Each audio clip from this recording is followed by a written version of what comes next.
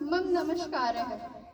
परम पूज्य देवसदृशः अतिथि महोदयः निर्चिरः निर्णायक मंडलः पितृसदृशः शिक्षकाः अन्य विद्यालयेभ्यः शिक्षकाः च विद्वांस प्रतिभागिनः च अद्य अहं समक्षं भगवद्गीतायाः शिक्षा विषये मम मतं प्रस्तुतं कर्तुम् इच्छामि। प्रथमं भगवद्गीतायाः विषये किञ्चित् सूक्ष्म सूचनानां वातुम् इच्छामि। वासांसि जीर्णानि यथा विहाय नवानि गृह्णाति नरोपराणि तथा शरीराणि विहाय नैनानि संयाति नवानि देहि। यह श्लोक श्रीमद् भगवद गीता के अध्याय 2 सांख्य योग के अंतर्गत 22वां श्लोक है। यह श्लोक भगवान श्री कृष्ण ने अर्जुन को सुनाया था। इस श्लोक का तात्पर्य यह है कि जिस प्रकार मनुष्य पुराने वस्त्रों को त्याग कर नए वस्त्रों को धारण करता है, उसी प्रकार हमारी जीवात्मा भी पुराने शरीर को त्याग कर नए शरीर को धारण करती है। इसलिए ज्ञानी पुरुष किसी के मरने पर शोक नहीं मनाते। इस श्लोक में भगवान श्री कृष्ण के कहने का भाव यह है कि जिस प्रकार मनुष्य पुराने वस्त्रों को त्याग कर नए वस्त्रों को धारण करता है, उसी प्रकार हमारी जीवात्मा भी पुराने शरीर को त्याग कर नए शरीर को धारण करती है। तो हे अर्जुन, इस माया रूपी संसार में मनुष्य को ज्यादा मोहित नहीं होना है, अर्थात मनुष्य को मोह माया से दूर ही रहना चाहिए। अप्रह श्लोक है। जन्म कर्म च मे दिव्यम् एवं यो वेत्ति तत्त्वतः तित्कवा देहं पुनर्जन्म नैति मामेति सोऽर्जुन। यह श्लोक श्रीमद् भगवद गीता के अध्याय 4 सांख्य योग के अंतर्गत 9वां श्लोक है। यह श्लोक भगवान श्री कृष्ण ने अर्जुन को सुनाया था।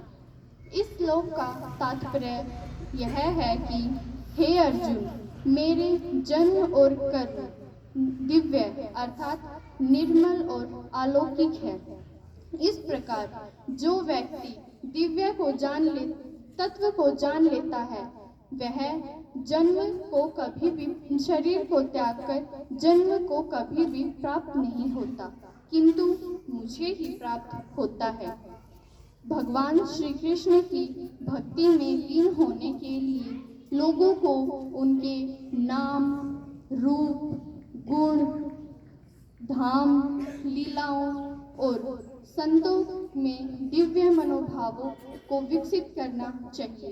उदाहरणार्थ, लोग भगवान की पत्थर की मूर्ति की पूजा करके अपने अंतःकरण को पवित्र एवं शुद्ध करते हैं, यही क्योंकि वे अपने हृदय में दिव्य मनोभावों को प्रचुर देते हैं कि इन मूर्तियों में भगवान का वास है। यही भावनाएं संतों भक्तों के अंतःकरण को शुद्ध एवं पवित्र करते हैं। प्रथम पुरुष मनु इसी प्रकार से व्यक्त करते हैं।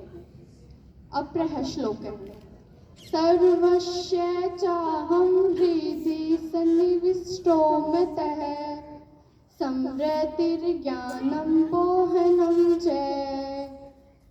वेदैश्च सर्वैरहमेव वेदो वेदान्त कृधिदेव च अहम्।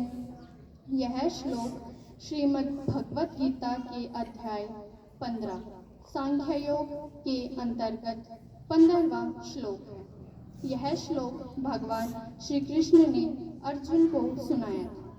इस श्लोक का तात्पर्य यह है कि भगवान श्री कृष्ण अर्जुन से कहते हैं कि इस संसार में सभी प्राणियों के हृदय में मैं ही अंतर्यामी रूप से स्थित रहता हूँ, अर्थात मैं ही सभी प्राणियों के हृदय में रहता हूँ तथा मुझे ही स्मृति, ज्ञान और अपोहन होता है तथा मैं ही सभी के ज्ञान और ध्यान में रहता हूँ। मुझे ही सभी के स्मृति, अपोहन और ज्ञान होता है, अर्थात मैं ही सभी वेदों द्वारा जानने योग्य हूँ तथा मेरे बारे में ही सभी वेदों में कहा गया है। मैं ही वेदों का कर्ता और वेदांतों को जानने वाला हूँ, अर्थात हे अर्जुन, सभी जगह मैं ही व्याप्त हूँ। अहम निजवाणी समाप्ता। धन्यवाद।